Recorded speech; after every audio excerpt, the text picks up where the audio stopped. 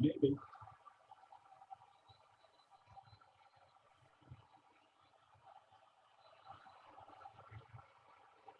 Blomberg is over 3. Left center field. Grissom on the run. The team of the 90s has its world championship.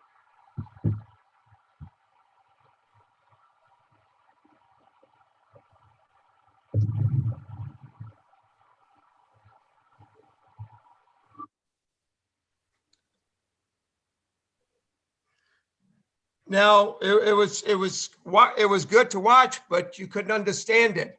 So that was Mark Wallers. That was when he was with the Atlanta Braves.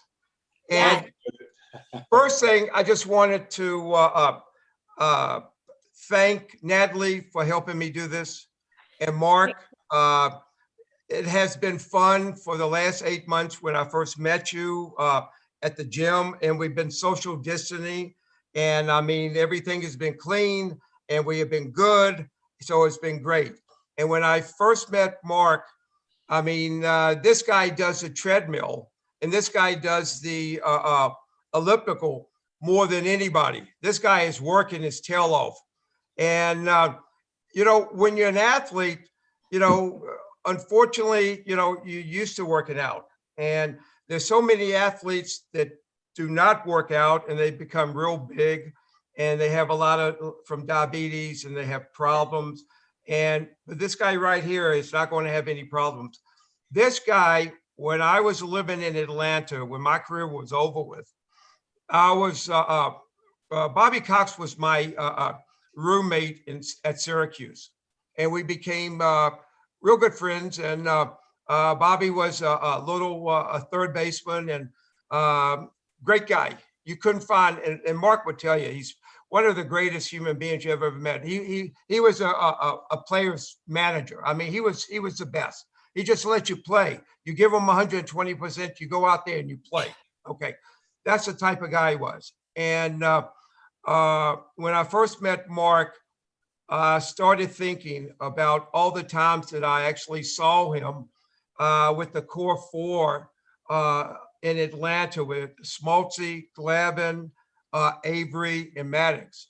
And this guy in the 90s was actually the best, probably the best 1-2 relief pitchers in the game of baseball. This guy can actually bring it up there. This guy can actually, I think, you know, I didn't know this, and Mark told me that he once got up to 103. That was supposed to be my line, Ron. Yeah, you told me that this morning. Thank yes, God. exactly. You know, thank you. I told you that. I didn't know that. I just knew he could bring up the heat. Oh, he can bring the heat. We can bring the heat. Let's bring Mark in. And what an entrance with that video. We might not have heard it, but we can see it. So watching that video again, what memories are coming back to you from that moment? You know, I still get goosebumps every time we see that, you know, and it's just the memories of everything we did together as a team, and to, you know, be on the middle of the field, you know, winning the last game of the season. Those are just memories that you'll take to the grave with you. You know, it's you know, the struggles that we had, the years going up to 95 and coming close so many times, and then you know, the strike shortened season in 94. So, I mean, we had a great bunch of guys that were hungry, that, you know, we had a great coaching staff, a great manager, that, you know, Bobby, like Ron said, Bobby was great to play for. He basically had 2 rules. You hustle all the time and you show up on time and, you know, act like a professional. And that was it. You just went out there and played. And so guys loved playing for him. And, you know, we just had a lot of talent. We had a lot of talented guys that wanted to do whatever it took to win, didn't necessarily care about, you know, their statistics and if they got the game-winning hit or whatever. They just, you know, did a lot of the little things it took to win ball games. Oh, absolutely. I mean, talk about those guys that you're with, the core four, Bobby Cox, like Hall of Famers. So did you know, I heard before doing in my research that there's 115 pitchers that recorded the last out in the World Series, and you're one of them. How does that feel? That's kind of scary. That's kind of crazy, you know. It's kind of neat though, you know. I mean, because all the pitchers in Major League Baseball, 115, and you are one. Yeah, that's, you know what else is a crazy statistic? One of my buddies that I grew up back home. He's my catcher all the way through Little League, Eddie Chakowski. You know, he told me, he said, all the people who play Major League Baseball, there's like 19,000 total. And it's like they fill up like less than half a stadium. You just don't realize how fortunate and how special it is to put on a Major League uniform. And speaking of the magnitude of that, going back to the early years of your Braves career, you're young, you're 21 years old, and you're already pitching in the postseason. Did you realize how significant that was then? No, I was one of those guys that was 21 years old and just happened to be here. You know, I wasn't, you know, it was, you know, we had just come from worst to first. We had a lot of veteran guys, not a lot of veteran guys, but in the bullpen, there was a few more veteran guys. And being a young guy, you know, I wasn't thrusted into any real, you know, game decision situations. You know, I mean, not that I was a mop up, but, you know, early on in my career, it was just, you know, let's just bring him along slowly and not, you know, try to screw him up mentally if he blows a big game for us. So, but I mean, seriously, I mean, I was just happy to be there. And, you know, fortunately I was in, you know, witness to one of the greatest game sevens ever in the history of baseball between Jack Morris and John Smoltz. You know, 1-0 in game 7. Came up a little short on that, but just to have front row seats for that was pretty darn awesome. Incredible. And as Javi is like running to you and that pile up, what were your thoughts when that was all going down? My thought was I'm standing my ground because if we both jump up and try to land in each other's arms, we're going to look like idiots. So I'm just going to stand my ground and hopefully he jumps and I'll try to catch him because, you know, if we would have both jumped up like this, we probably wouldn't have looked too well. So we didn't plan it or anything. It just happened, but I knew I wasn't leaping. No, that's amazing. Amazing. I love it. I love it. Any stories following, any, you know, parties after? You know, what's funny is that was the first year of the wild card. So the extra round of play. That's right. So after we won the World Series, you know, a lot of us at the time lived in a northern suburb of Atlanta called Alpharetta. Okay. There was a little sports bar up there, and I heard, you know, some of the guys were saying, yeah, we're going to go up to the sports bar. You know, somebody knew the owner, and they're going to rope off a section for us. And I went there, and I think I had one drink, and I was like, I just got to go home. I was just mentally fried. After that. I think a lot of it to do was with the extra round because the wild card came into play that year. The wild card was Colorado, so we had to start exactly. we had to start 2 games out in Colorado against that darn lineup, which was like, I mean, I know there's like the murderer's row, but the lineup they had in Colorado in that ballpark before they had the humidor and took care of all the baseballs, that was not a fun place to pitch. You know, it's not only the ballpark with that, but with that lineup. So that was tough. You know, that extra round of playoffs really took a lot out of you mentally. Oh, I'm sure. Yeah, so it was just one drink and I went home. That's it. I was just smart man. Yeah, right. Ron, what's going on? Oh, no, I'm listening. This is fun for me. But, you know, to watch, let me tell you something. Watching Mark pitch. Ron's thinking about the treadmill because he's going to be there. You know what I was thinking? Let me tell you. About 6 hours. No. Let me tell you what I did tonight. Wait. I went to Kroger's tonight and got a whole pound and a half of banana pudding. Nice. A pound and a half. Oh, it was delicious. It was the big bananas in it, cut up with the wafers in it. Unbelievable. I mean, it was great. So I knew that I was going to get excited about talking to you, and I knew that I was going to work out early in the morning. So I had to eat the banana pudding. I had to, big guy. And, you know, I was thinking about maybe going to Publix and getting the red velvet cake. I was thinking about that too. No wonder he goes to the gym. My God. Hey, listen, that's the only place we get our birthday cakes for our family is Publix. They make the best red velvet, you know. Oh yeah, key lime pie. Oh, we have a good time down in Georgia. See, it's 30 degrees down here, but you got 40 inches of snow up in the city. So no, I got slammed up in Connecticut, but it's all good. Well, anyways, back to Mark for a second. So you're in high school. You were raised in Holyoke, Massachusetts. You got drafted in the 8th round in 1988. I think you were committed to Maine, but you were drafted by the Braves. So how quickly did you make that decision? In a half a second. A half a second. You grow up dreaming playing Major League. You know, when you're in the side of your house playing wiffle ball with your neighborhood friends, your dream is to play Major League Baseball. Nothing against college, but I never dreamt of pitching for the Maine Black Bears or, you know, never. And I dreamed of, you know, playing Major League Baseball. And I wasn't the sharpest tool in the shed. So, I mean, I knew I got a scholarship because of my athletic ability and not academic abilities. And I knew college wasn't going anywhere, but the opportunity to fulfill a childhood dream was standing right in front of me. And I remember the Braves offered me, like, at the time, I think we negotiated, like, they offered me $40,000 to sign. I said, no, I want 45. And they said, okay. And that was it. That was done. Wow, I like that.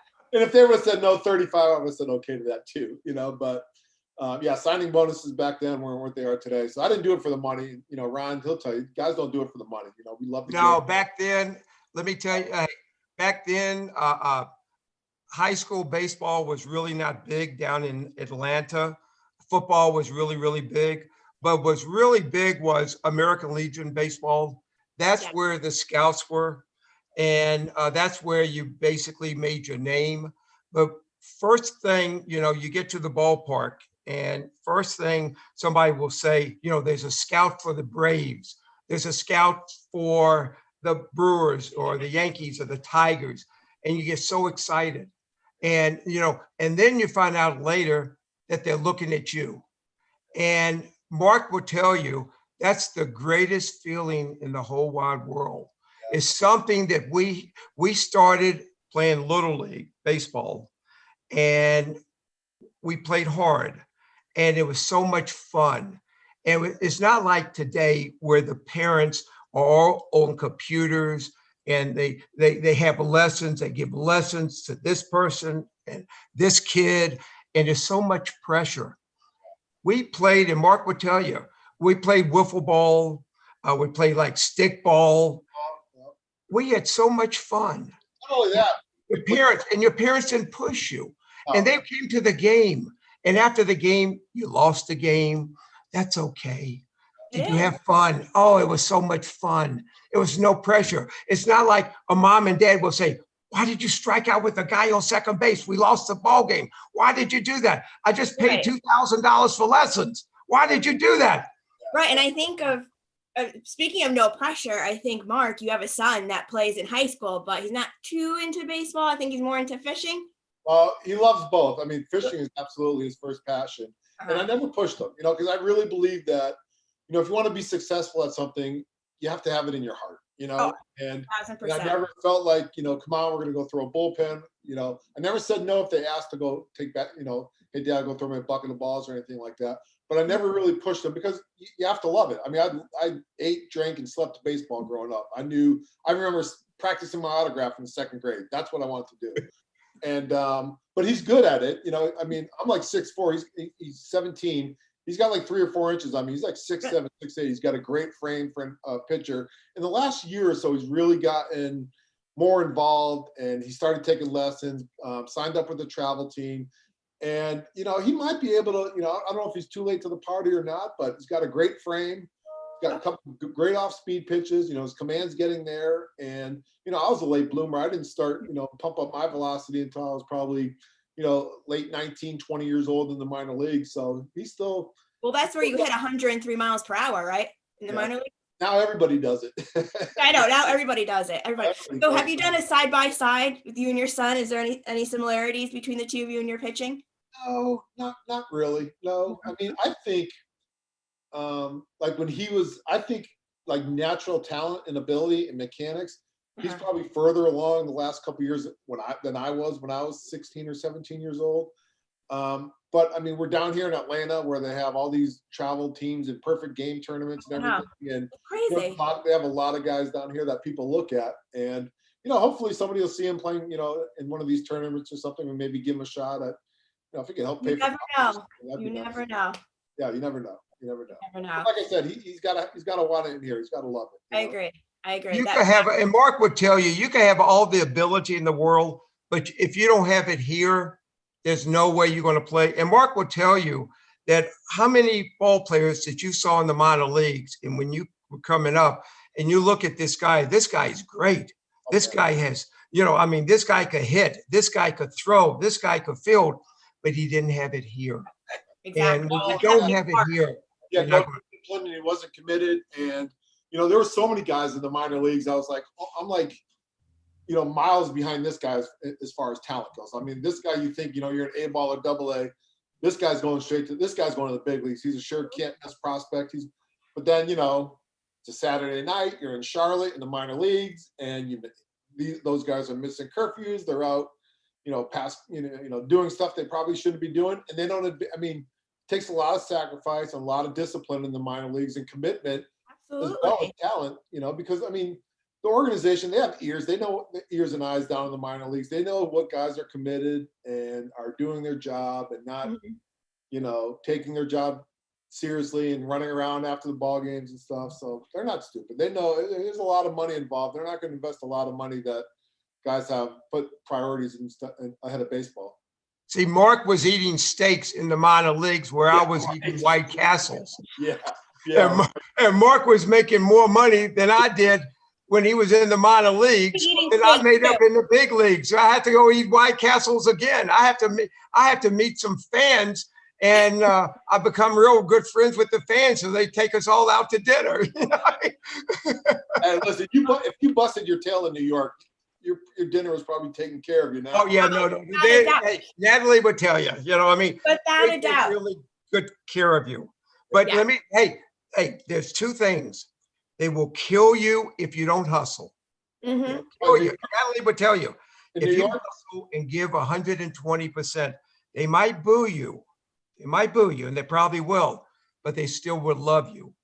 But if you don't hustle for them, and if you don't care, look like I mean, playing hard, they'll boo you outside of they'll get you out of the city. They'll get you out of the city quick. In 2 seconds. Without a doubt. And it takes a lot for a player to play in New York. A lot. What's that? It takes a lot for a player to play in New York. New York is a different, I mean, they call it the Bronx Zoo for a reason. No, without a doubt. But I'll tell you what, like Ron said, you go out there, show that you care, you hustle your butt off, you give 110%.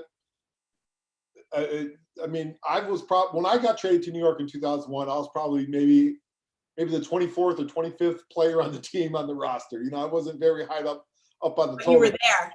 And you know what? They treated fans in New York treat everybody on that ball club 1 through 25. I mean, obviously you're gonna have exceptions with Pettit and Jeter and Jorge and guys like that, but they loved you, man. If you wore those pinstripes and you busted your butt, man, there's no better fans in the world. I'm sorry. They're incredible. They're knowledgeable, they're loyal, and I had a blast playing in New York, man. Where did you live when you were in New York? Mark, where did you live? George Washington. Was it Fort Lee or Edgewater? Right over there. Yeah, Fort Lee. Yeah. Right over the George Washington Bridge. So now, when you first went to the stadium, when you first got there, did you go out to Monument Park? You already played. You already been to the stadium before. When you're with the Braves. I've been to the stadium before, and when I got to the stadium, they told me on Saturday in Cincinnati that I got because I had a no trade clause. And I know we talked a little bit about this earlier. A week before, 2 weeks before I got traded to the Yankees. Interrupt Blomberg the next time you talk. Jim Bowden called me in the office and said the Rockies want to trade for you. I'm like, Jim, I'm not going to call him back. I was recently divorced. My daughter lived in Atlanta. I don't want to go west of the Mississippi. And then, a week or 10 days later, he says, Jim, Cashman called from the Yankees. They want to trade for you. Would you waive your no trade clause? I said, when do I need to be there? And this was like a Saturday before the game in Cincinnati, and they said, well, they're home against Tampa. They want you there before the game tomorrow. No problem. Got on the first flight, and by the time I landed in New York, somebody from the staff or in the clubhouse or whatever picked me up. Probably, I think it was Newark. And so I go. They bring me right to the stadium, right to the clubhouse, and the whole team's on the field taking batting practice before the game. So I get into my locker. I see, a name above my locker. I see the pinstripes. We didn't have the names on the back of our jerseys, but, to put the pinstripes on the first time. And I remember I grew up in Massachusetts in the 80s. So I was a huge Clemens fan. When I was in high school, that's what I wanted to be. Clemens was God in the 80s when I was in high school. And so I'm walking out to the field for batting practice, and here comes Roger Clemens walking in from the field. So I'm walking out, and Clemens is walking in, and I'm like ready to melt. I got like 7-8 years in the big leagues already. I'm pretty established and stuff, but this is a guy that I idolized. And I'm walking out to the field for batting practice, and he's walking in, and he opens up his arms and said, "Hey, Mark, man, we're so happy to have you here." And I thought I was gonna like faint or pass out. I'm like, this is just freaking awesome. It really was. And everything after that, it was just an amazing experience. It truly, truly was. I mean, there's nothing like it. There's nothing like it. But I think we do have a question. I've been told, working from my multiple screens over here, I think we have a question from the audience from New Orleans. No, it was actually audience. It came, New Oh, the Orleans. audience, sorry. Yeah, that's all right. That was my talk texting. Yeah, the question's actually for you, Natalie. For me? Yeah, people see that sign behind you that says spaghetti and meatballs. And Oh. they were asking what that's all about, that spaghetti and meatballs. Oh, is this Chris Colavello? Chris, don't worry, I'm not cheating on you. I'm helping Ron over here do a show.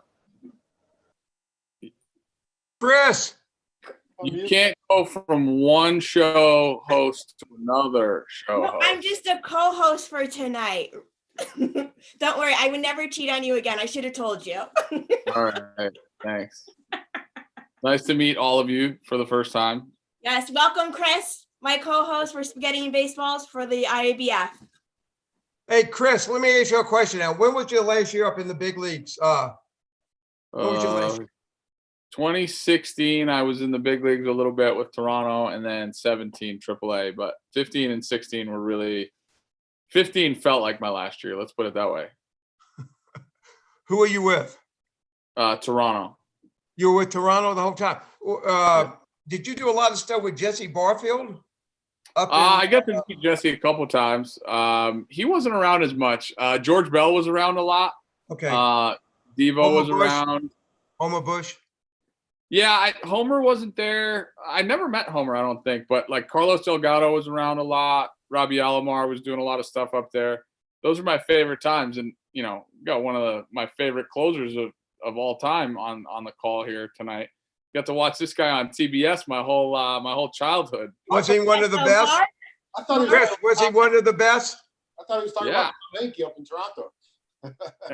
I don't think, let me tell you something. In the 90s, there was not many people can actually close a game as well as Mark. There's nobody. Well, I mean, I was hoping he'd have his hat on with his little flow coming out the back, because that's all I remember. That's coming back, man. The mullet's coming back. It's making a comeback. You need to bring it back. You should have brought it back during COVID. Listen, You still have time. I'm thankful for the hair that I have left on my head, so I'm not gonna. Well, being an Italian, I don't have to worry much about that. I'm actually trying to figure out how to make it go straight, because I just got out of the shower. So you can borrow some of mine if you need it. I'm always willing to give some away. I'll tell you that much. I might take you up on. are you in Italy? You playing in Italy, aren't you? I did a lot of stuff with the Italian team. I've kind of been bouncing across the pond a little bit, but I'm back home. I live in Massachusetts. We just got about 87 feet of snow outside. That's where he's from. Yeah, where in Mass are you at? What's that? Where in Mass are you? I'm in Marlboro. Are you a Mass guy? He's in Holyoke. I grew up right outside of Springfield. Oh, I'm coming over tomorrow. I'm finding your address. We're hanging out. Perfect. I can't wait. No, he's in Atlanta. Chris, he's with me. He's in Atlanta. I grew up there, but I live in Georgia now. But Chris, You're a smart man. You stay away from all this. If you see this stuff outside right now, I was just texting with the softball coach at Alabama, Pat Murphy, and he's like, "Do you guys get hammered?" I sent him a picture. I was like, "My dogs can't even go outside. I have 2 dogs that are about this tall. I could stack them on top of each other. They'd be buried under the snow." Yeah, I heard you guys got hammered. Yeah. Brutal. Snow England. Yeah, right. It's going to take you a week to get out of your house. Yeah. Like, it's fun too when you're having like a little bit of like lower back problems, because everybody told me this about as you get older and you get this gray crap in your face that like you start to get a little bit more achy. And now I had to go shovel snow last night. I told my wife, I said, "Well, whoa, time out. I didn't sign up for this. Let's move back down south." Oh man. You haven't even started yet, big guy. Yeah, you're right. I still got some barrels left in me if anybody needs me. You still got it. You still got it. I bet you get a couple hits tomorrow if you What need. are you talking about? I couldn't even walk. Hey, I go to Old Timers Day. I can't even see right field. I can't see center field. I can't see left field. Unfortunately, when Yogi was still alive, he always wound up putting me out in right field. What I always did, I kept, if somebody hit me a ball, I always kept an extra ball in my back pocket. and I let the ball hit the right field fence, and I'll roll the ball back into him because just take it out of my back pocket. Hey, I'm not stupid. Wisdom over youth all the time. Wisdom over youth. Oh yeah, I'm not stupid. I bet you we could put a squad together with the three of us. We figure some stuff out. I guarantee you, he still knows how to get people out. Absolutely. Oh, You need to Mark, come yeah, down Mark to could do it. You know, Mark's a baby. I mean, he still could pitch. I don't know about that. You know, let me tell you something about, you should see Goose. When he used to come down to fantasy camp, he's like 60 years old, and he's still throwing close to 90. You get Jeff Nelson. Nellie's there, okay? You get Nellie and Tanya and Sturts, and they come down to fantasy camp. I mean, they're throwing seeds down there. Yeah. These guys that paid $5,000 to go to Yankee fantasy camp to get striked out by Nelly, and these guys are throwing 90 miles an hour, and these guys say, you know, put the ball right here, put the ball right here. They think it's real easy. They think a pitcher, you know, put the ball right here so I can hit it. You know, I don't care how hard you throw it, you know, as long as I can see it, I'm going to hit the ball. Yeah, And I mean, it's a joke. It's fun to watch these fantasy camp. Mark, have you ever played Yankee? You ever played a Braves fantasy I camp? did go to one fantasy camp. Yeah, I went to one. Really enjoyed it. It was a lot of fun, and you know, the participants who come down there, I mean, they're just diehard fans that really enjoy it. So it was a neat experience. You know, I only did it once. Great. Enjoyed it, and yeah, it was good. It was good. Do you go? So you go down every year, or? I go down every single year, but this is the first year that we actually, you see, the Yankees are a lot different than other teams. The other teams normally at the most will have 2 fantasy camps, but the Yankees will have like 5 camps. They'll have a kids fantasy camp. They got a women's fantasy camp, and they got 2, they got one in November, and then they got one in just a regular camp with the campers, the guys, and in January we have, so we have 4 fantasy camps.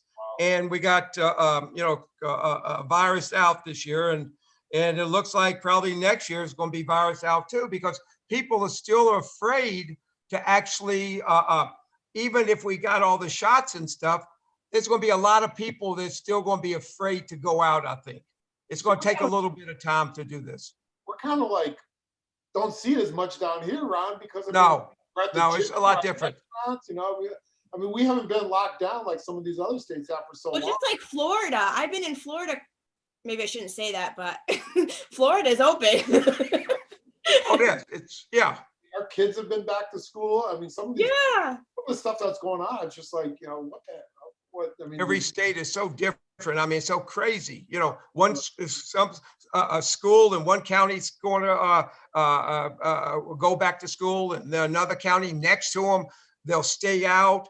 I mean, I don't even understand. I don't even understand with the shots, because we're supposed to have like 10 million, 100 million things of shots, and we got like 6 million, you know, and nobody could get shots. They go on online and try to get a shot, you know, they're booked out for like 2 weeks. And, you know, I mean, it's crazy. It's just crazy. But let's get back to baseball. Okay, come on. So the Braves won 26 years ago. The All-Star game is in Atlanta this summer. What are you guys doing for it? You guys getting together, Mark? I haven't made any plans yet, because I just found out tonight that the All-Star game's in Atlanta. Are you serious? I mean, I got 3 kids. I'm working, trying to sell houses. I don't follow baseball as much as I probably should, or probably as much as people would expect former players do, you know? So, right. You know, I probably should have known that, you know, it's my bad, but I just don't, you know, I mean, I love the game, but to sit down and have 3 hours to watch a baseball game sometimes can be tough.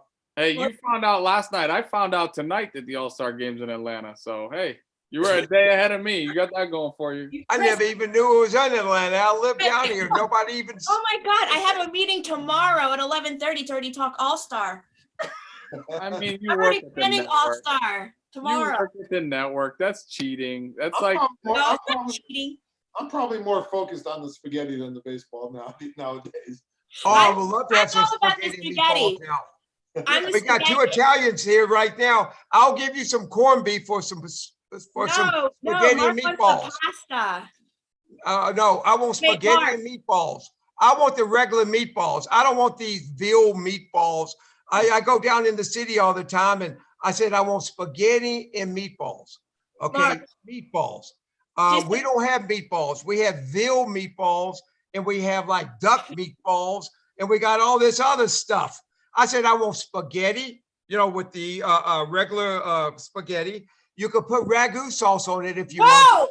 Whoa! You put the ragu sauce on it, and I want the actually meatballs. And I want the, hey, I'll send you up. I'll give you some matzo ball soup. I'll give you some pastrami. I'll give you some corned beef when I'm in the city, and you just ship me spaghetti and meatballs. That's all I'm looking for. Or I have to go to the Olive Garden and get spaghetti and meatballs. That's what we do. Ron. Hey, ask Mark. Mark, you go to any Italian restaurants? Yeah, Look at this. Olive Garden. There's a place over in Alpharetta. It's called Ippolito's. They got Oh, that's great. Yeah. Ron, you're breaking my heart. You don't understand. You're breaking my heart. My wife's Italian, so she makes great spaghetti and meatballs. Okay, so since your wife's Italian, one of the staples of our show that Chris and I do is rapid fire. It turns into it's the slowest fire ever. There's nothing rapid about it. No, nothing rapid. So my favorite question is, since now we're talking about food and Ron already broke my heart 100 times. I mean, Ron broke my heart. Is it sauce or gravy? With spaghetti? No, just sauce. Like, do you make sauce? Does your wife make sauce or does she make gravy? What do you put on pasta? Sauce or gravy? Spaghetti sauce. Yeah. Thank Like meat you. sauce. Well, Ron called it ragu sauce. So I know, but he also said Olive Garden. Hey, gravies, we used to have, gravy, we put that in Salisbury steak. That's right. Yeah, we put that on Salisbury steak, and we put that on meatloaf, gravy. Ron also said Olive Garden. Well, wait a minute. In all fairness, and I'm gonna Ron, I got your back. My mother could not be more Italian. When people ask me how Italian are you? I say my mom's still on the boat. She ain't got off yet. She lives here, but she hasn't gotten off the boat. Alone. Yeah, and this case in point, right? Like Natalie and my mom have never met, and they're like best friends on Facebook already because that's what Italian ladies do, right? So yes. my mom, who is the most Italian woman ever, she grew up there. My dad met her when he was playing baseball over there. My mom is like, Chris, why don't we go to Olive Garden for dinner? I'm like, no, she goes, Chrissy, why don't we go to Olive Garden for dinner? And I'm like, Ma, really? You want to go to Olive Garden? What are we talking about, Oh. Hey, the only place that we have Italian food is in Boston, where we get, the Clubhouse guy. And that was big. But nowadays, these guys are getting steaks and prime rib, flounder, lobster. They get all that stuff. We get the hoagies. And then they put the meatballs and they put the Italian sausage in there. And they put the onions in it. And they put that red sauce in there. Yep. Oh, unbelievable. Hey, I did that when I was a DH and I didn't have anything to do. And I go back up in Boston, up in Fenway. Yeah, I'm not stupid. I'm not going to sit there when it's cold. So I'm sitting on the bench. I'm eating a big hero sausage sandwich. Yep. And, sitting there listening to the game. And when it's my turn to get at bat, I run down to the run down on the field and get my at bat. That's what I used to do, Mark. Oh yeah. That's what I used to do. I was playing in the Mexican Winter League. In the Mexican Winter League, I DH'd almost every night. And let me tell you something. Mexicans do one thing really well for food. They make the best tacos I've ever had. Anyway, right? And so every night I would probably eat 8 tacos during the game. I just go kick it in the clubhouse. I'd be crushing carne asada tacos. Man, I came back there. I came back from Mexico. I looked like a taco by the time I got home. Let me tell you something. I don't know if Mark remember the name Rico Cardi? Yeah. You remember, Mark, you remember Rico Cardi, right? Yeah, with the Red Sox, right? He played with Boston? No, he played with the Braves for many, many years. Okay, many years. No, you're talking about You're thinking Petrocelli. Yeah, you're talking about, okay. But anyway, Rico Cardi was a real big guy from, where was he from? Not from Cuba, from maybe, whatever, down. One of the islands, yeah, one of the islands. But anyway, what he used to do is he became the DH in the American League for a couple of teams. And we played him one time. he had a hot dog in his back pocket. He had actually a hot dog, and you could see the mustard going through his pants. They called him. He was in the clubhouse, and they said, "Rico, it's your turn to hit." So he didn't want to lose a hot dog. He put his hot dog in his back pocket with mustard on it. Hey, can I take 1 second? My dog's ringing the bell. Do you mind if I just run and let the dog out? Yeah, go ahead. Sure. The bell. I'll be right back. I don't want the dog doing anything Go stupid. on. No. I understand where he's coming from, because right now with all this snow, like I said, I got these two. Clutch has peed in the house 3 times in the last 2 days because he refuses to go outside. And Clutch doesn't pee in the house. Bolt, like the new one, the new guy, he's like kind of crazy. He's like off the charts. So he poops in the house and stuff. But Clutch is letting me down. But we have the excuse of snow right now. That's why. So I get it. Mark has. You got the big dogs, right? You got a couple of big ones. Me? We got a golden doodle. She's probably 30 or 40 pounds. And then we got this, I don't know what it is. It's a real tiny, it's a cute little dog. I didn't want it at first because I thought I'd be the one taking the dog for this little thing for a walk, but she's become my favorite dog. But she's Near and dear to your heart now, right? Yeah. probably like 10 or 12 pounds. But They do it for you, the don't they? best. they Yeah. do. I remember I was living in actually Riverdale up in New York, and when the game was over with, we used to Chris Chambliss and myself or Bobby Bonds. They lived in our building, and I used to rush home and had to let the dogs out. And it's like about 1:30 in the morning because that's when you used to get home. I mean, Yankee Stadium, you try to get out of Yankee Stadium, it's going to take you 2 hours to get out of Yankee Stadium. So we always wind up staying. The game's over with 11:30. We didn't leave till 12:30 at night, 12:45. And you get home and you got your dogs, you got to walk around. So you're walking around the dog at 1:30 in the morning. It's a harder life to live in New York City, Big Guy. It's not like living in Atlanta where you have a big yard like you do, and you could just throw your dogs out there and they go out there. A big yard. He has 5 acres, he said earlier. Oh, She's great at research. no. She's the best. No, she's from New York. Ron, let me ask you a Hey, question. you should know. They know their baseball up here. Oh, yeah. Hey, no, they know their baseball. Natalie Chris, we're gonna have Mark on our show next in a couple weeks. right.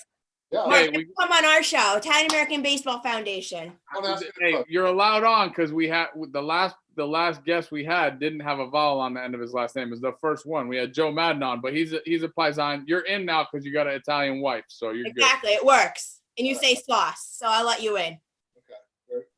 Yeah, but Joe's a good guy. Who? He still is. Joe Madden, is he still living up in Pennsylvania? good. Yeah, he's got the house up there. He told me I could come over and use the pizza oven. He just got a brick oven. Yeah, he Oh, said. yeah. I mean, he can do whatever he wants to. I mean, Hey, Ron, let me ask you a question because you were with the organization a lot longer than I was. What is so special about, and I'm not disputing that. No. Tell me. That it is or isn't. Why is New York so special a place to play? Why? Because number It's one. a mecca of everything. Okay. No. You're biased, Natalie. You're not Okay. allowed. I signed when I was 17 years old. Okay. Lived in Atlanta. The Atlanta Braves just actually came there from Milwaukee. People that was at the Atlanta County Stadium. Baseball got bigger. In New York City, it's like football down south. It's a religion, okay? The Yankees is a religion. The Mets is a secondary team. I don't care what anybody says, okay?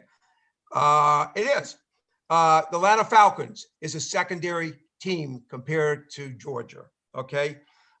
Georgia Tech, okay. So the fans up in New York, I think it's like Abner Doubleday. Baseball started almost like in New York. And when you go by Yankee Stadium, if you are a visitor, there's one of the things on your bucket list that you want to go by Yankee Stadium or go in there or walk around there. And it's New York. The Yankee fans, or not just Yankee fans, baseball fans. You could be the Brooklyn Dodger fans, or you could be the San Francisco Giants fans, or the Met fans. They just love baseball. You know, when I got traded to New York, both my agent was out of Brooklyn, Sam and Seth Levinson with Aces, and they were out of Brooklyn. When I got traded there, you know, he was telling me, he said, you know, there's just something special about being in New York and being a Yankee. He said, you know, you can go into a bar in the city and there could be the most popular actor in Hollywood and Derek Jeter, and nobody's going to recognize that actor. You know, it's Correct.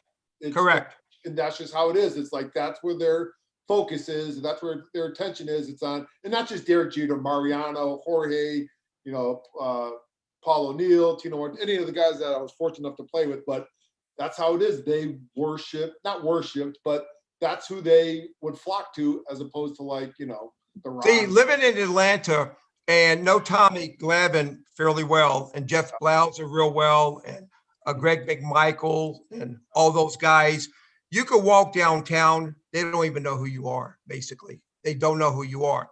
In New York City, they know exactly who you are. First thing they do. First thing they do, hi, Mark, great game. Yeah. Even if you didn't, you know, even if they like you, if you didn't have a good game. Hi, Well, Mark. I mean, to be fair, here in Atlanta, we have so many people that have come from all over the country. Correct. You know, I mean, you're in New York, you're a Met or Yankee fan, you know, a Jet, Giant, you know, Rangers, Islanders. Down here in Atlanta, we have so many, it's like a huge melting pot from people, not only all over the country, but all over the world, you know, with all the, you know, corporate headquarters, is that, you know, I mean, my wife's from Kansas City. She's a huge Chiefs fan. You know, her family grew up watching the Chiefs. We got a big dilemma. Because my guy saw him, he's playing in the game this weekend. Wait a second. Before we talk that, back to New York and the Mecca and how amazing it is. Another iconic thing in New York is Saturday Night Live. Mark, did you not do a skit on SNL? I did. It was a blast. I just found that out. Here's the By who, Ron? Every year, my agents that were out of Brooklyn, they would put a fundraiser on every year. So there was a whole bunch of us that were coming up to New York for this fundraiser for a charity event. And, you know, it's like a lot of the guys that he represented that were in the big leagues were coming up there. And every year we did something different. The year prior, I think in '96, we were at one of the openings of Planet Hollywood, and, you know, Bruce Willis came to our room and, like, you know, introduced himself, and, you know, so that was really cool. So it was Sam and Seth Levinson were my agents, and Sam knew everybody and everything. Sam could get anything done by anyone, you know? So I think it was Todd Zeal and Todd Hundley were talking. They're like, you know, let's put Sam on some wild goose hunt. Let's see if he can get us tickets to Saturday Night Live, you know, because I think the charity event was on Friday night. And so like, they just wanted to give Sam something to do that would probably be impossible to do.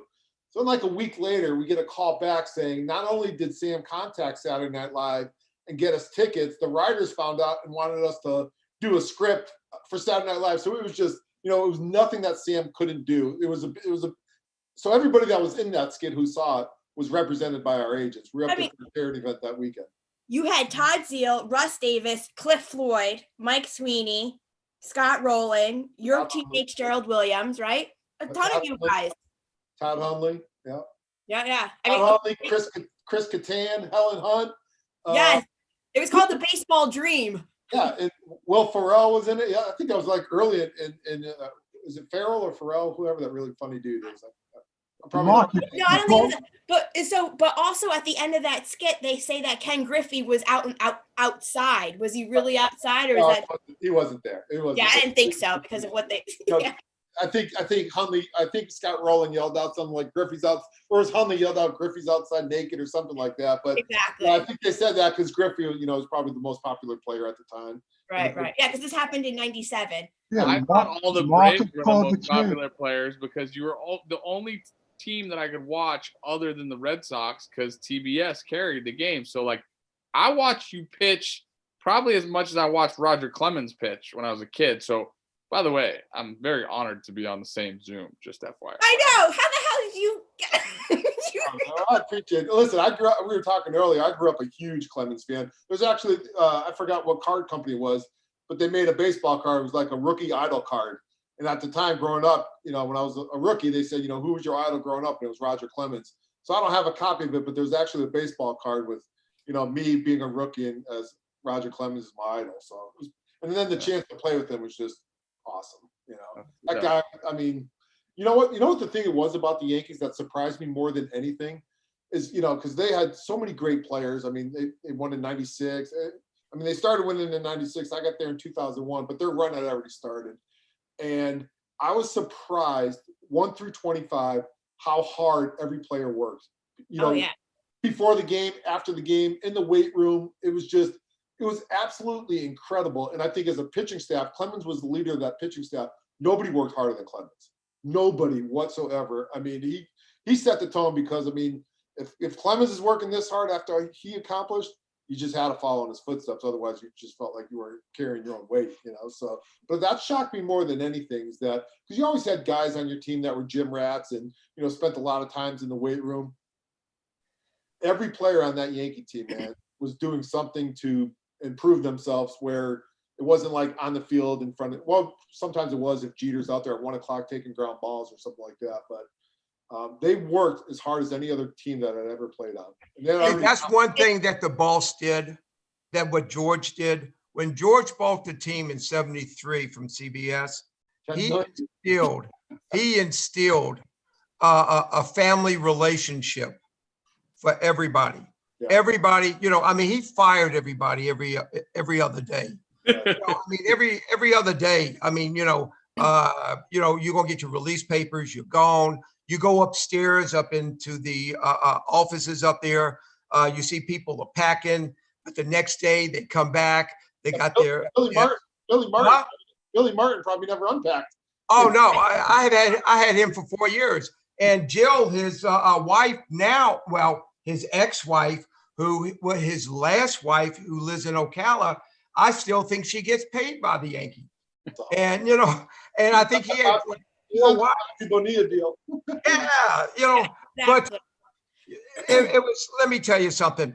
It was like, it was a Bronx Zoo. It was, I mean, it was so much fun. It was really, you get to the stadium, I mean, you gotta, bust your butt to do real well. It's, you bust your butt.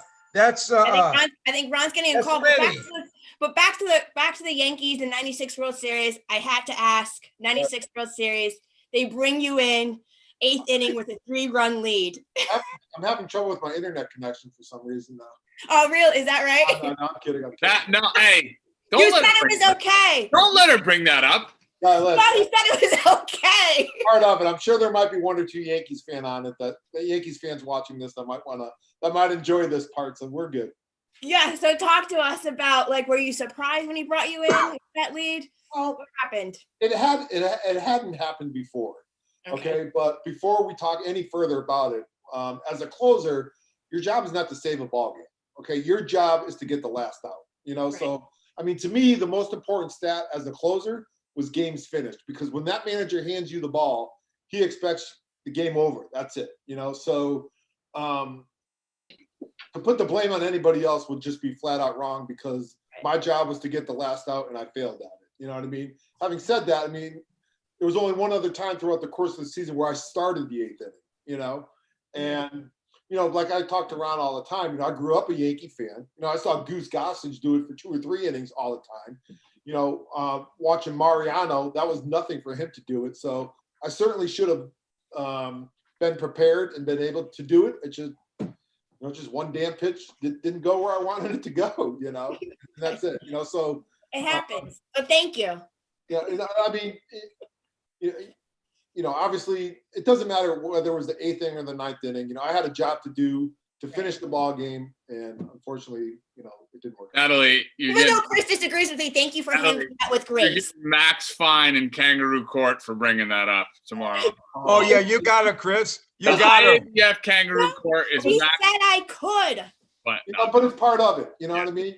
No, you're absolutely right, and I think we're going to show the highlights beforehand of the 95. Then you got to take the good with the bad. And that's honestly, I think one of my favorite things about players and talking to through situations. And one of the things I don't really understand is when people don't take accountability for their mistakes, right? Or their failures or their shortcomings, because they're really not failures. The game is the game, and it's hard. It's a hard game. And the guy on the other side's trying too. So it's not like we're sitting here talking. I mean, I played for Rich Gedman for 6 years in independent ball, and I brought up the '86 World Series at one point where Stanley yanks the heater, it goes to the backstop, and then obviously the ball goes through Buckner's legs, and they end up becoming like kind of iconic moments. But man, oh man, like one of my first introductions to Rich, I said to him, I was like, it must have been awesome playing in the World Series in '86, and I was just some punk rookie in indie ball, and he looked at me, he's like, man, it's like,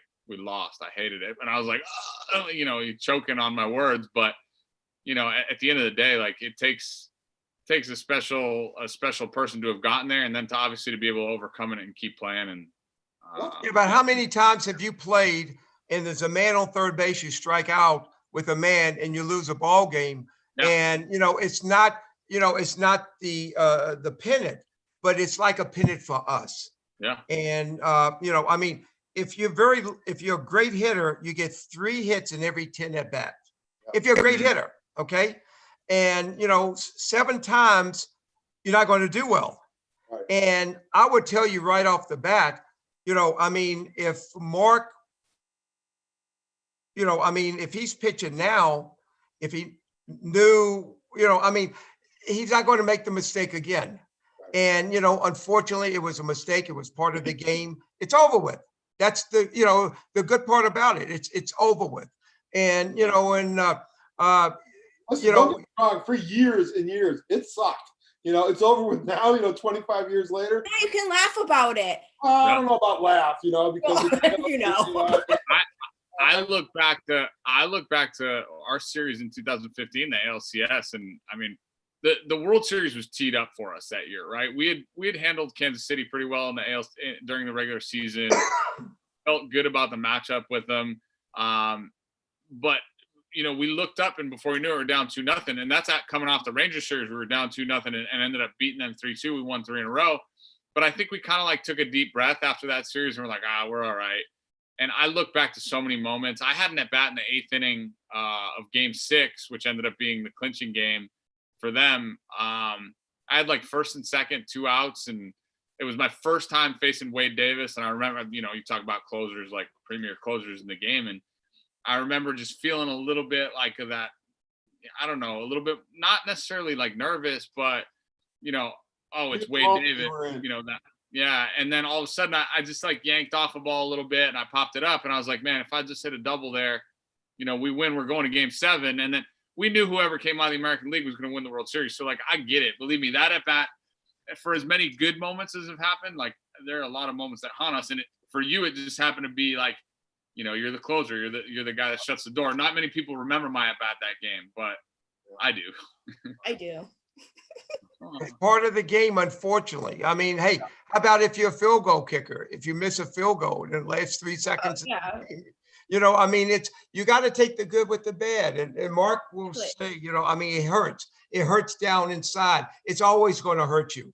But that, it's over with. You got friends. And like when you talk to people like us, when you're in 3 different organizations, and and we could talk, hey, the good thing about sports and baseball, we got a lot of brothers, and we really do. And you know what it is that can help you, deal with things like that is that I know I was prepared. I know I gave 100%. I know I wasn't.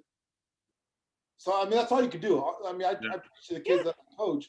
All you could do is focus on the effort. You can't really, once that ball leaves your hands, it's really out of your control. It's the decisions, the process you make before making that pitch. But, if you do the preparation, you give 100%, and sometimes, the results aren't going to be there. So you can, don't get me wrong. I mean, I think about it, when it gets brought up, it's not a great thought to think of and stuff. But, I know I was prepared. I know I tried my hardest. I didn't, I wanted to like bury that slider in the dirt. I thought I'd get a swing and a miss. I still think, I think it was the right pitch. It was just a bad location. Like I said, I grew up a Yankee fan. I remember seeing Leyritz, play pepper with the short fence in right field. And, I thought he was getting on my fastball a little bit. And I thought, man, if I could start this slider in the strike zone and bury it in the ground, he's going to roll over on it. We're going to, get out of this inning. And, you try throwing that slider a little bit better than the last one or the one before. And That's when you don't pull it enough and you don't finish it, and that thing just hangs up there. And Ron, I tell you, in the big leagues, same. I mean, Hey, hitters, or let me tell you something. they don't miss mistakes. Mark's a great pitcher, but hitters are super hitters in the big leagues. They are. They paid to hit. And, hey, they paid to hit mistakes. Yep. And this is what it is. Yep. And, I mean, if you miss a mistake, hey, more power to the pitcher. Right. Well, you might not get another one for 4 times at bat. Right. The guys that miss a lot of mistakes, those are the guys that are getting sent back down to AAA. When I was up in the big leagues and I made a lot more mistakes, I had a trip back to Richmond every other month too. So, I mean, that's what separates, as you get higher up from the low minor leagues, AA, AAA to the big leagues, it's the amount of mistakes you make are fewer and fewer and fewer, and if there's some guys that Maddox who just freaking never made any mistakes, or Glavin and those guys, It was, it's funny you mentioned Maddox. I watched the highlight the other day, and he got a ball this far off home plate called a strike, and I was like, wow, that's a lot of respect, man. And nowadays, somebody be complaining about barking about K-zone, but I mean, you know what it is though? Like Maddox and Glavin, they have their catcher line up his midsection right on the black. Yeah. Hit that black. On the first inning, they're pounding that black, and it's a strike. And then the next inning or two, they move out. They move over. You earn it. Yeah. And the vision's the same for the home plate umpire. He's hitting that spot. He's right on the black. Before you know it, the 5th or 6th inning, they're getting the ball 4, 5, 6 inches outside. But the umpire's seeing the glove not moving, and he's in the habit of saying strike, strike, strike, yeah. strike. That's the part of the game that I think is lost upon today's generation, right? Because I grew up, and again, being around Rich, one of the things that I learned in my early years was we would always judge. When we're on the side, you can't tell. He's like, if the catcher sticks it, it should be a strike. Right now, it's one thing if it's egregious and the guy's like 1.5 feet off the dish. Right. But you watch guys now catch balls like this and get calls, and I'm like, what are we doing? So the dynamic of the game shifted. A little bit of automation and technology is taken away from, the reason why those guys were so great, in my opinion, is because they could do whatever they wanted. They adjusted to whatever the game told them to do. If they were going to get 3 inches, they'd take 3 inches. You know what I mean? And that takes, now you take a little bit away from the cat and mouse game. You got these guys throwing 100, 101, 102, but it's here, it's there, it's over there. And then all of a sudden you watch a guy. I'll never forget this. I struck out on a 3-2 slider to Dylan Betances one day, and McCann. I turned around. McCann was going like this to catch it, and then I turned around and I was like, how are you possibly calling that a strike? He just caught it like this, and he's like, well, I think it was in the box, and I'm like, you're not that good. You don't know that. Come on, man. Hey, I'm gonna let the dogs back in there, Bart. Okay. I love this. It's cold here in Atlanta. You can tell this is non-script. Yeah. Zoom. Definitely. Come on these Zooms some more. Yeah. Oh, me and Mike Ford. You get Mike Ford. You get baseball guys in a room, Ron. This is what happens. We got This is what we do. We talk baseball. 3 generations covered right here, man. It's awesome. This is I'm writing my book with Thurman Munson. It's called The Captain and Me. It's all baseball stories. It's all where people never even heard of it before. It's wonderful. It's, you go to fantasy camp and you listen to the older guys talk about baseball, about, all these guys always talked about, they hit the ball 500 feet, but it really went 320 feet. And every single year, every year, farther and farther and farther. And every time, you talk to a pitcher, and a pitcher, through, let's say 91, 92, he's up to 101 now. After 15 years in fantasy camp, he talks about what he's done. But, we have such a good time. Baseball is so much fun when you're in a group and when you go into a clubhouse. Football is not like that. Basketball is not like that. But baseball, you always have stories. You always have characters in your locker room. You're always giving guys hot foot. You're always hiding things from guys. And when we had Sparky Lau and when we had Catfish and we had Goose Gossage and Guidry and Reggie and all those guys, you don't even know if you're going to even have your clothes when you after the ball game. You might not even have your clothes to go home. You might have to wear your uniform to go home in. But, that's the type of, that's why they call it the Bronx Zoo. We had so much fun. And it was, you're in your, I tell people, when you get to the ballpark every day, you know it's going to be a fight. But yeah. during the game, you know you're going to win because you're that good. But after the ball game, you start rigging somebody, and then when you come into the clubhouse the next game, the next day, you're in another fight, and then you win the next ball game. But it's like the Yankees are a lot different. We had some crazy guys on our team, and we really did. But that's what made us. And I know that Bobby, came from the Yankee organization, and then went to Toronto, of course. But he saw all those guys, when he was up in Syracuse and when he played and when he came up to the big leagues. And hey, that's what made Bobby. Bobby was made because he played for the Yankees, and he wore that Yankee pinstripe, and it means something. It really means something to put that Yankee uniform on and to go out in that stadium and to see those fans. And real quick, because I know you're getting bored listening to all this stuff, but how many times do you see fans doing their own scorecards? And these guys up in New York, they still do their own scorecards during the game. There was a few things before at the Yankees games that I always look forward to. Okay, the first inning when we took the field, you had the guys in the bleachers saying, "Derek Jeter," and they would do that to acknowledge them. So that was freaking awesome, And then the grounds crew coming out doing YMCA was awesome every night, okay? And then the dude up in the stands, I always thought it was a recording, but doing the Cotton Eye Joe thing, I didn't realize that was live every night. That's Joey. That's a good friend of mine. That's Joey upstairs. Dude, so those are like three things that I'd love to come to the ballpark. And then obviously, if Frank sings at the end of the night, you won. So those are like four things besides the ball game and the camaraderie and all the good times you had in the clubhouse and winning the ball game. Those are four things that, that was just awesome. The fans, acknowledging the players to the players acknowledge them, the grounds crew, Cotton Eye Joe, and, Frank singing at the end, New York. There's just something about it. It was just awesome. Hearing the fans, hearing the bleacher creatures out there coming out with the chants and the nicknames. I got to play. I've been in the big leagues in 13 and 14 with Minnesota. I never got to go to Yankee Stadium. So the whole AL East was like, it's what I grew up on, other than, Braves, the Braves special on TBS. But I remember going there and I was like, and you're sitting there and you're like, these dudes are into it. Like, these fans are just so passionate and you can feel it. And now, to your point about the spreads too, like you pretty much get anything on the menu. The travel day, those clubbies were looking for that good tip on travel day. Let me tell you.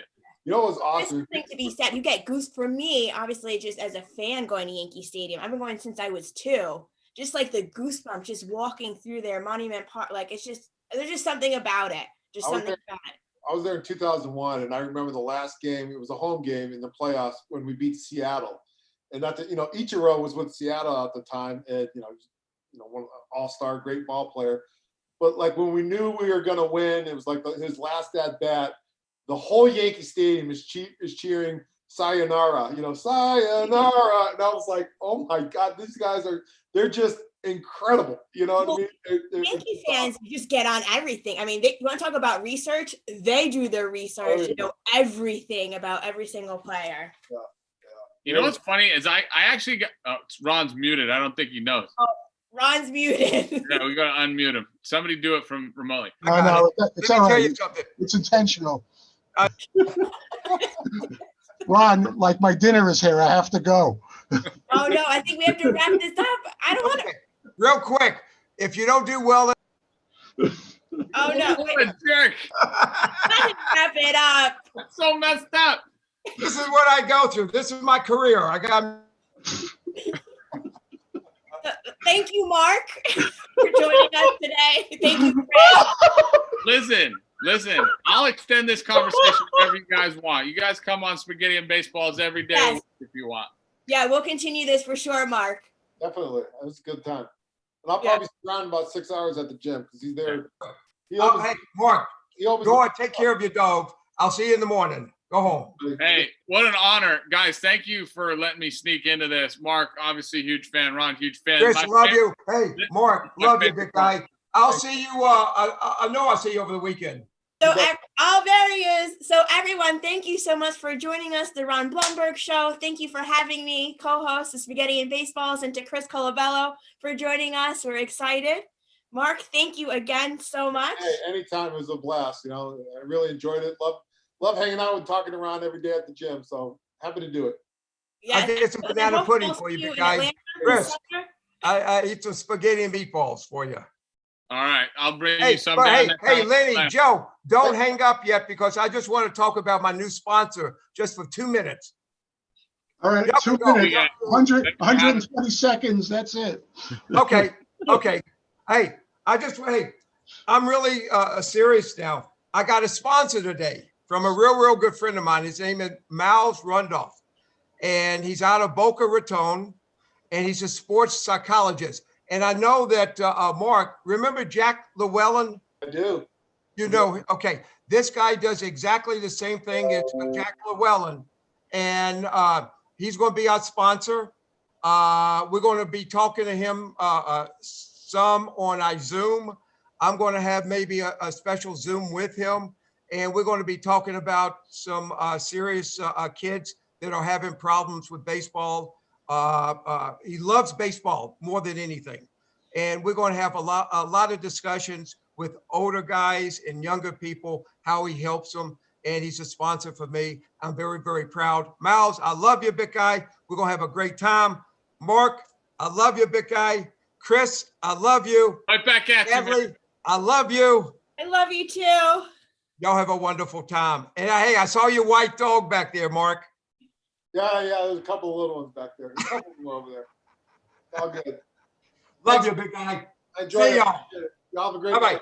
Bye-bye, y'all. Thank you. Bye. I think we're still live. Yeah, well, Joe and I do a wrap up at the end. Oh, okay. Well, I want to listen to this. I never stay on the field listen to. I had to wait till Mark left to put on my 96 hat. Signed by Jim Leyritz, by the way. That's So Ron, what do we got on tap for next week, Ron? Oh, let me unmute him. Wait, Ron, unmute yourself.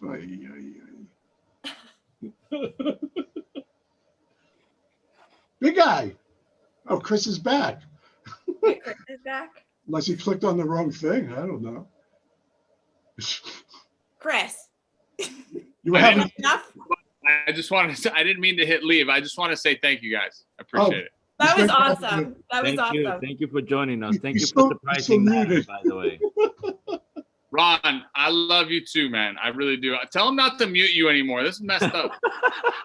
He has no choice. He has no choice. I haven't even done it. My hands light. If you guys talk to Mark, tell him I said thanks. That was awesome. He's wonderful. He's a wonderful man, isn't he? Yeah, he is. Just He like could you. pitch too, couldn't he? Yeah. He could pitch. Hey, this is my favorite part is getting to talk to players that played before me that made me fall in love with the game. Yeah. Well, You know, this show was great because we, like you said before, Chris, we had 3 generations of baseball, and Yeah. I think it made it totally awesome. So thank you. And you got the spaghetti from my show. You stole my spaghetti, dog. Come on. No. Come on, I man. want the spaghetti and meatballs. You got the pastrami and corned beef. You got it. When I'm coming down to visit You you in can have Atlanta. sours too. I'm coming down to visit you in Atlanta. Bye, You guys. got I gotta it. run. You got it, big guy. It's all yours. You stay with me. All right, We don't take have snow down here. All right, Ron, I why love don't care. Talk to you guys. See ya. Yeah. See you later, Bye. Chris. Ron, why don't you tell us about next week's show? Who's going to be on? That's what I'm asking you. Oh, you always putting me into great situations. Okay, should I make up somebody or I No. think it's We my have Eric. choice. I think it's Eric Holtz. No, I'll give you a hint. Oh, Purim. It's our Purim show. Yeah, no, it's Eric Holtz, Right. who was my assistant coach in Israel, but he really wasn't my assistant coach. He was my real coach because he knew about how to coach in baseball. I just knew how to play baseball. I wasn't a coach. I wasn't a guy to get on third base. Anyway, he's doing next week's show, but basically we're gonna have Eric Holtz on, who happens to be the manager of Team Israel in this coming Olympics, and we're going to be joined by 2 of his players, former major leaguers Jeremy Bleish and Danny Valencia. So it should be a great time. And maybe Mr. Bloomberg will unmute him for our next show. Natalie, thank you so much. Thank you so much for having me. That was a lot of fun. Natalie, I hope you enjoyed it. I love you. did. You're I a love wonderful you too. person. And anytime you want to help me do this, you are wonderful. You're great with stats. You know, I don't even know if I'm telling my stats correctly. You know, like I said, I mean, you are going to be a Good night,